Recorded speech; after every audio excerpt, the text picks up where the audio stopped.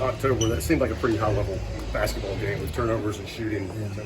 Well, first of all, I think that for both of us, both Gonzaga and us, it was a great this time of year. I've said for years that I think we ought to be playing 3 or 4 of these games before we even get into the season, because I think it's not only good for us to play this kind of competition, but it's great for the officials to get started. But both teams, first half, it was a high-level game played. I mean, both teams, I think, were pretty good offensive teams, and we were able to.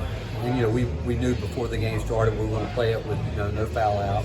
We knew that, and so that might have made it a little bit overly aggressive, too at times because it was a lot of fouls there early. But overall, both teams, I thought our pace was key for us. I mean, we played with the pace that we needed to play with, and hopefully that will help us on the defensive end by wearing our opponents down. But just a great experience for us.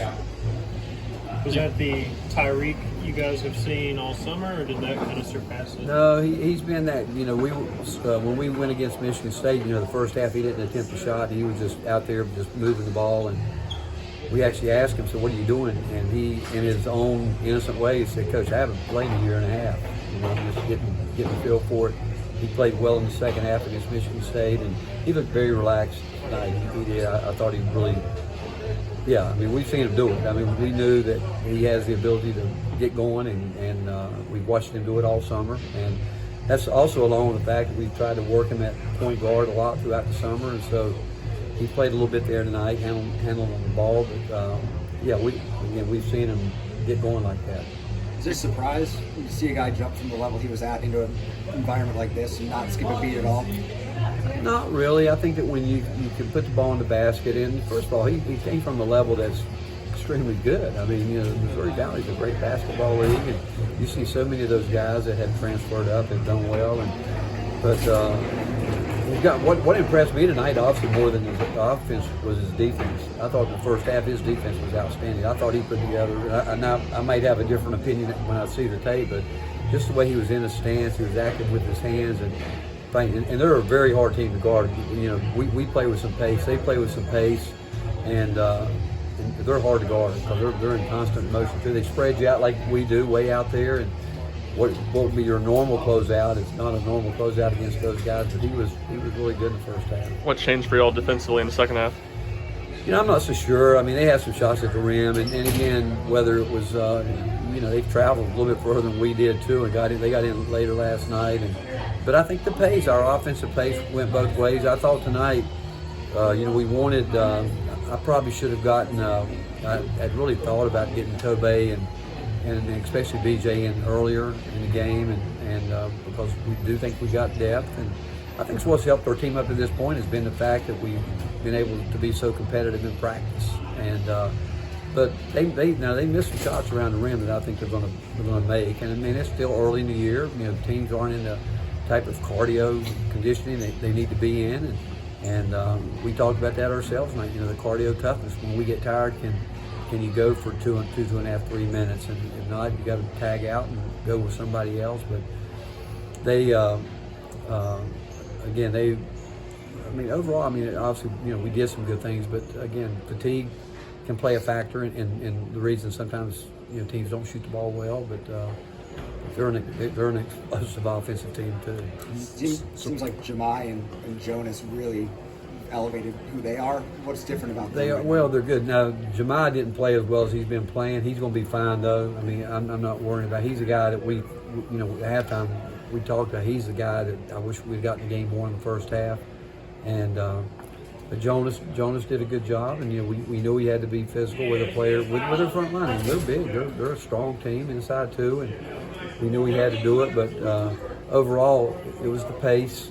We wanted to see that kind of pace and see if we could sustain it for as long as we could. But I would say that Josiah and Jonas, they've improved. I would probably go as far as saying that Josiah's probably the most improved player in our program from a year ago, and even though he didn't shoot it well tonight, that's where he's really improved. And then I thought he got a little frustrated when he started driving the ball, as opposed to just continuing to stay with what he's done up to this point. But he's going to be fine, and we've got a lot of confidence in him because we know he's going to go get us some extra possessions, and he's going to give you everything he's got when he's on the floor. To do that without Joe and not much from Santi. Does that speak to the potential depth of this team? Yeah, I do think that we've got. I mean, obviously you look. Urosh has improved. I think O's still working his way back in. He's had some good moments. Again, cardio-wise, he's still got to improve there. He needs that probably as much as anything. But yeah, without Joe and a guy that has been in a lot of finishes for us, but. And again, Santi didn't play great tonight. That has to do with the fact that he's the first guy on the scouting report that's got the bullseye. I mean, there is no doubt he's the one guy that everybody's going to say we got to get after him.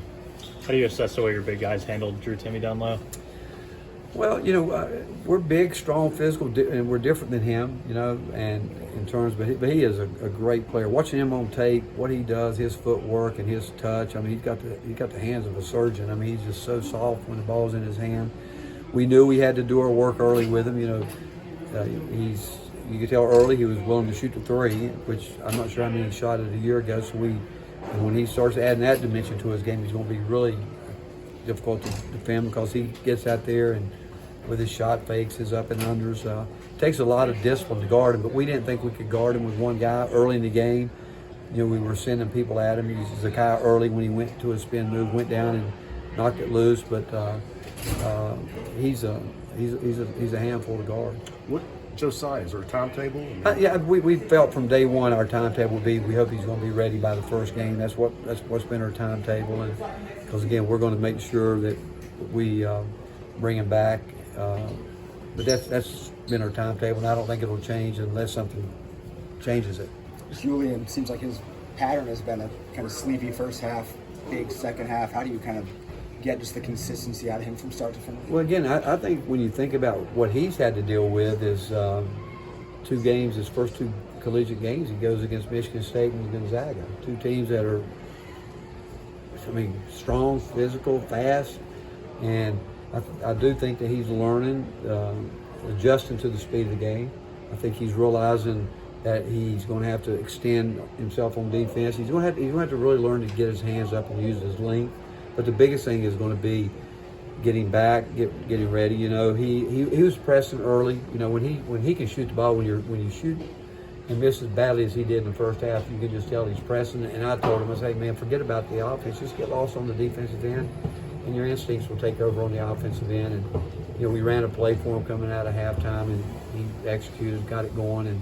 But again, what he's been thrust into, he's handled it well, and he'll learn from it because he's one of those guys that will ask, what do I need to do to get better, and he'll work at it. You said earlier in the preseason that you felt better about the front court scoring, but you need to see it in the game. Just how did you assess offensively from Olivier, Jonas, and Euros? Well, up to this point, they've proven that they can do it. If they get the ball in the right position, if they get it where they can do something. That's the whole point of this game, is knowing what you're good at, knowing where your space on the floor is, and can you get there? Can you get it there? And if they do that, I do think they have the ability to score. And then you could tell how excited they were for Tobey tonight, getting the chance to go out and play. And I thought BJ coming in for his first time playing in college basketball, he really had a good week this week. I think not playing much at all against Michigan State, I think it got his attention because he was turning the ball over too much and making mistakes, really trying to be overly aggressive. But he had a good week this week, and I'm glad he was able to get some time tonight. Is there a number of minutes that's too much for Zakai? In your mind? Well, I don't know. I think all their minutes out there, Santi, Zakai, I think it'll all come down when Joe gets back because because of his versatility and where he can play, and Tyrique, and Josiah.